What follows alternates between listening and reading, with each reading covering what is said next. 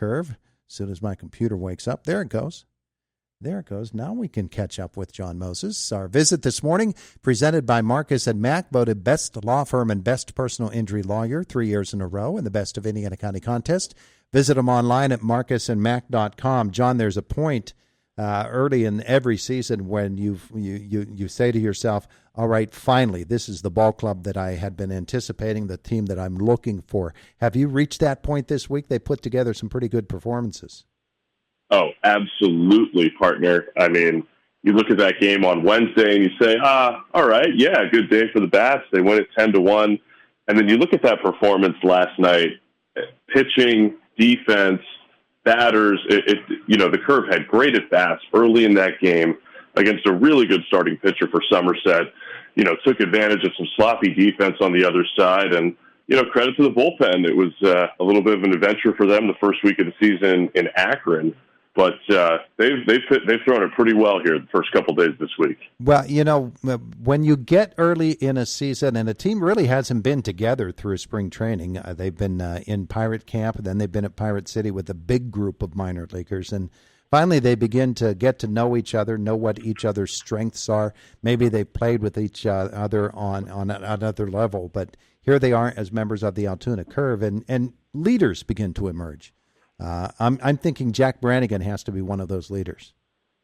Oh, no doubt. I mean, Jack's one of those guys with a leadership quality that, makes connections to everybody in the clubhouse.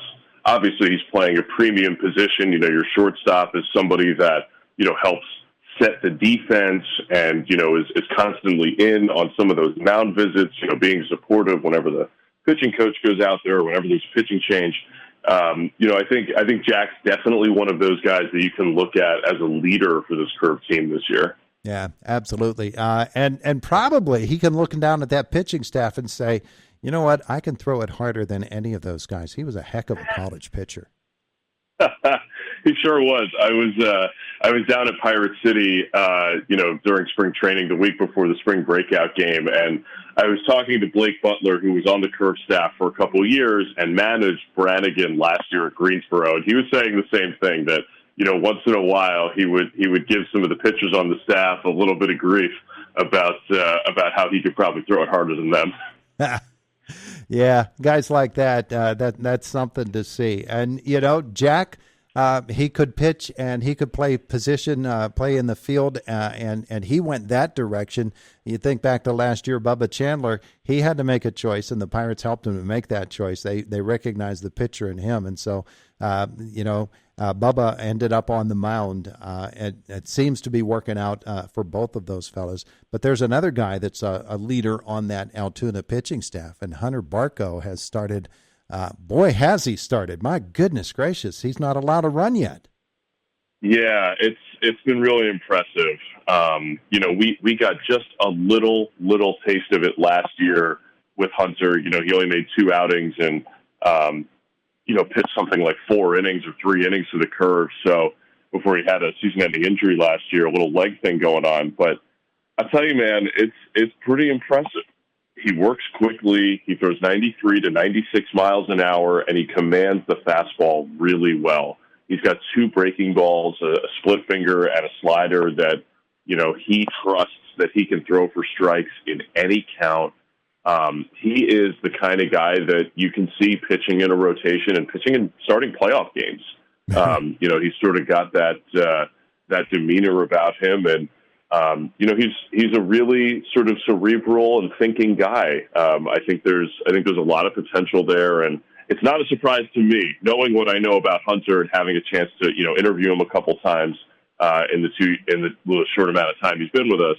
I think he's got a very, very bright future. Jon, think of the pitching staffs and the arms that you've been able to see come through Altoona just in the last couple of years. Bubba is certainly one of those. Braxton Ashcraft came through there. Jared Jones was a member of that Curve pitching staff. Who's the guy that was just up in the Harrington? Thomas Harrington. He's another fella. And the arms that have come through that system, and here comes Hunter Barco, and there are a few others on that roster that have every bit as much potential. Yeah, I mean, I think Wilbur Dotel, who pitched last night and, sort of fought through it a little bit, but still struck out 7 guys in 4 1/3 innings. Dotel's really got a chance. He's a younger guy. You might remember when Luis Ortiz sort of went from an under-the-radar guy to, a curved star and eventually a Pirates starting pitcher. I think Wilbur Dotel has a chance to sort of follow a similar path where he's not really on prospect radars.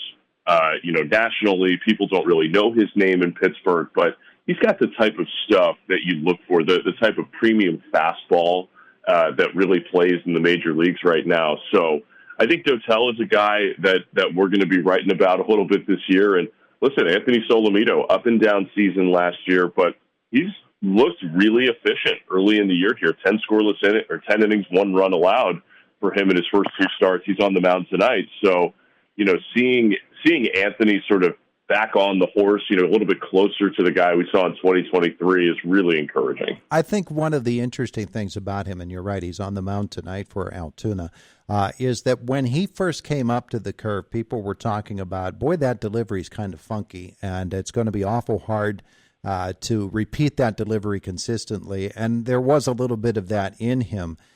He's one of those guys that he's got the arm, he's got a really good idea of what to do with the pitch, and he's got great ball movement. But the Pirates had to work with him; they had to refine him, and I don't know that the delivery is all that radically different, but just 1 or 2 things can fix a guy, and they seem to have done that with him. No doubt. And, the thing with Anthony, he went back to Florida last year, spent some time, sort of getting his mechanics back into a place where he can throw strikes more consistently. And, you're right on the money that, sometimes with that funky arm action, he'll lose his release point, but he definitely looks a lot more confident on the mound this year. And I just got to say, he's in a better, sort of more positive mood. I think last year the ability, the time where he struggled to track, you could see, he's an emotional guy, and you could see it in his day-to-day demeanor. This year, it's all smiles. It's serious when the lights come on. It's serious when he steps into the bullpen, and when he's watching film and going over things. But he still has that big smile on his face when he's just hanging around with the guys in the clubhouse. And, he's one of the most outgoing guys on the team, somebody that I'm sure our fans are happy to get to know a little bit because he's just so much fun. Yeah, absolutely. All right, so we're looking at the curve pitching staff. We're looking at a few of the hitters as well. Mitch Jebb, is he coming along? Starting to, yeah. It's sort of a throwback profile, right? He's not the kind of guy that you're going to see hit 15 or 20 home runs in a year. That's just not who he is. He's happy to slap the ball through the left side of the infield, sort of play line drives and play with speed, put the ball on the ground and let his speed sort of carry him. A couple stolen bases again last night, but, he also draws walks. I think that's really important for speed guys, is that you're not always going to be able to hit your way on. So you have to be able to take advantage of some of those free passes. And, Mitch, I think he's got 11 walks in 8 games or something like that to start the year here. That's a pretty good start. Yeah, it is. So with all of those fellas that we've mentioned, we've said a lot of names here today. Sammy Siani is one that we haven't said yet. But who of this entire group of curve players that you've been looking at early in this season is one of those under-the-radar guys that maybe a lot of people weren't talking about as a Pirates prospect, but he's shown you a few things? Yeah, I think this is a nice bounce back so far for Tres Gonzalez to start the year. He's a 5th-round draft pick in 2022 out of a terrific program at Georgia Tech. And, with the curve all season last year, he struggled. Had a hard time making the adjustment to, the elite sort of pitching that he sees at this level. But this year, he's much more confident at the plate. Preston and I were noting this when we were watching batting practice. I want to say it was Wednesday when we were in Akron last week. So before the 5th game of the season, we're just watching him go about his work, and he just looks so much more confident and comfortable at the plate. And this year he's spraying line drives all over the field, making consistent contact against plus fastballs, and that's a key for him. he's the kind of guy that, you know, a little bit like Jeb, where he's not going to beat you with major power, but he does have strength to muscle the ball into the gap and hit the occasional home run. But he has such a quiet approach at the plate. He is so smart in terms of working pitchers and pitch counts deeper and then taking advantage of opportunities. He's another guy that is happy to draw a walk. And I think, you know, the way he's played to start this year, he's going to put his name onto the radar a little bit because, you know, left-handed swingers at PNC Park, you know, they can run into a little bit more power out there. Yeah, absolutely. All right, so 3 more games with the Somerset Patriots, starting with tonight's game, Solomito on the mound. Big weekend coming in Altoona. Where do you go next? Next week we are down in Chesapeake to play the Bay Sox. But, you know, this weekend is pretty cool. On Saturday, I love a 4 o'clock Saturday game in April just because, you know, we play with a little bit of sunshine out there. Get yourself a little early dinner. It's our Pirate and Princess Night on Saturday, and this is a really cool program.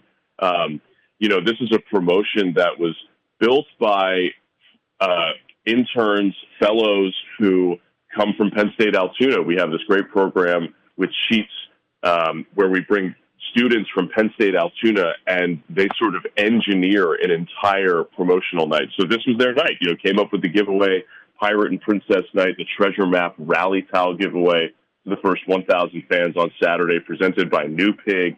And after the game, kids run the bases. We know kids, you know, sometimes can't make it to the end of those, you know, 6 o'clock games. So, you know, the good news is that since we play at 4 o'clock, go run the bases like 6:30, 7 o'clock. You know, nice way to finish off a spring night. Yeah. Run off a little bit of that dinner, too. Oh, yeah. Good shape. All right, John, enjoy the Curve Burgers. Have a great weekend. Thank you, my friend. We'll see you soon. There he is. He is Jon Mozes, Altoona Curve. They've got 3 more this weekend, and then they're off on the road for next week. It is the voice of Indiana County, WCCS.